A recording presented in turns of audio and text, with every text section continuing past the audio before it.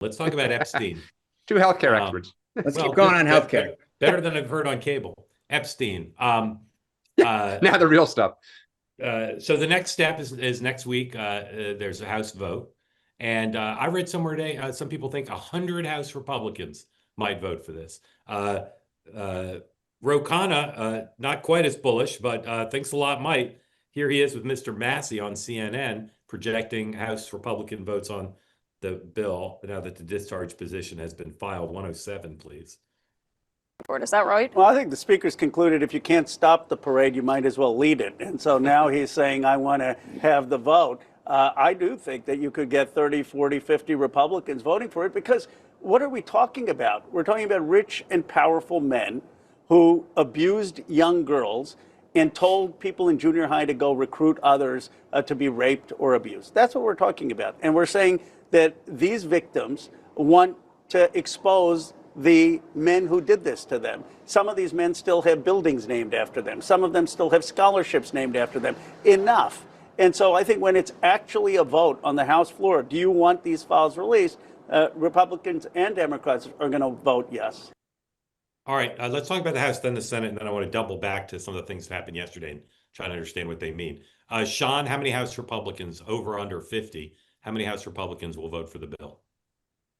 It's over 50, yeah. I don't know that it'll hit 100. But Dan, you think it's somewhere between 50 and 100?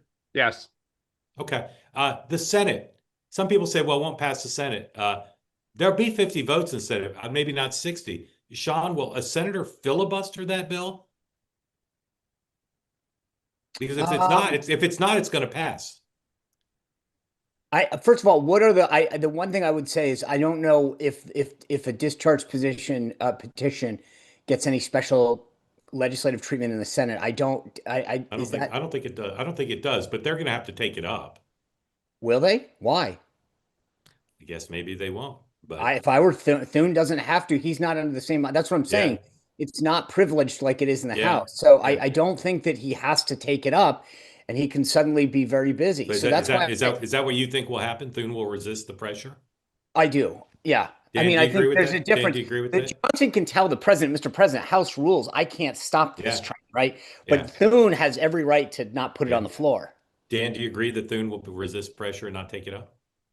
Yes, I think he's going to resist pressure. I don't know if he won't ultimately take it up, but it won't be anytime soon. Okay. And the president doesn't want that. I mean, you can't. Exactly. The difference between the two is that Thune can't tell the president. Johnson can say, I can't stop this. That's legitimate. Thune can't say the same. Right. So the White House explained away most of the documents that were released yesterday, the Jeffrey Epstein emails, which he discussed Donald Trump. They did not explain away, except by their longstanding denial, the question of whether the president knew about Epstein's activities. So they again denied the president engaged in improper conduct, and there's no evidence that he did. But yesterday, they did an extraordinary thing. In order to try to head off the discharge petition being successful, they brought Congressman Boebert down to the White House, and senior officials briefed her in the Situation Room to try to keep her from voting yes, or signing the petition or leaving her name on the petition. She'd already signed it. White House ramps up, here's the New York Times headline, it broke the story. White House ramps up pressure on GOP to thwart Epstein vote.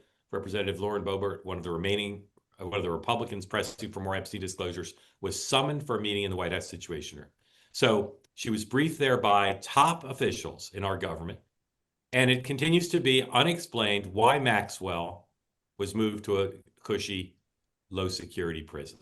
So Dan, what conclusion do you draw from the pressure on Boebert to try to stop the House vote and from Maxwell's continued presence unexplained at a minimum security prison in which her transfer was extremely unorthodox?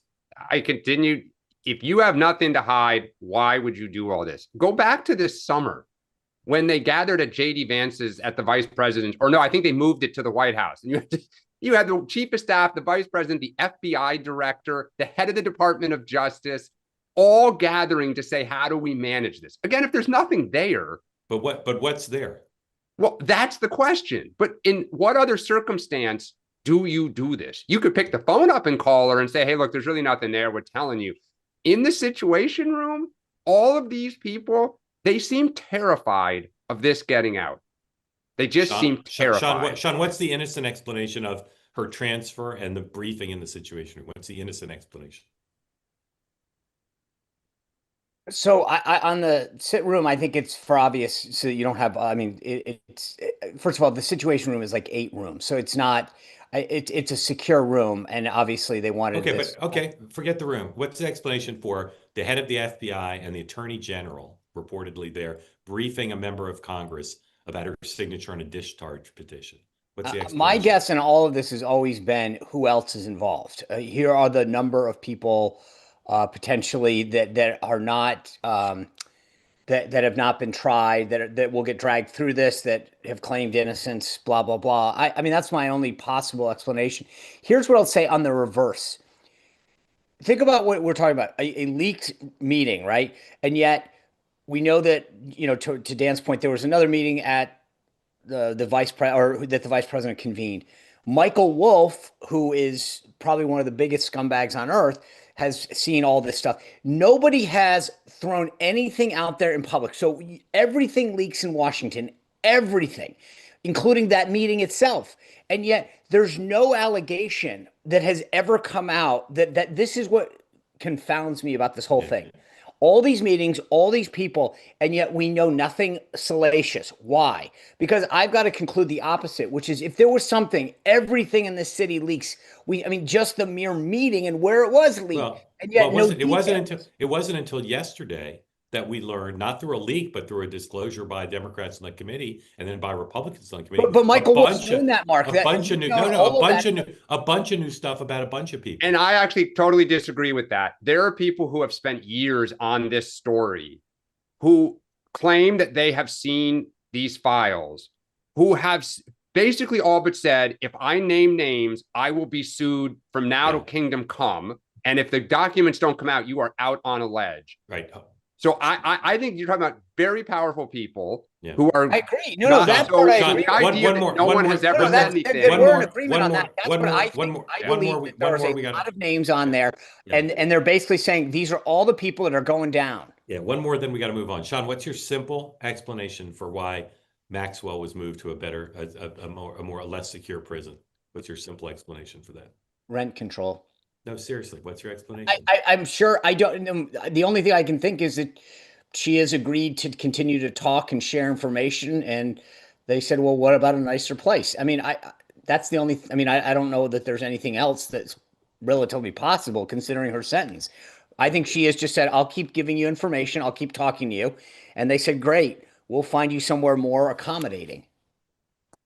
I think they don't want her to talk, so they're being as friendly as possible. Yeah. They say that something that's easy is like a walk in the park. Well, easier than a walk in the park, hit the subscribe button, be part of the two-way community, never miss an episode, be part of our conversations. Thank you for your service to America. And don't forget, you can now listen to the morning meeting and Two-Way Tonight on Apple, Spotify, or wherever you get your podcasts.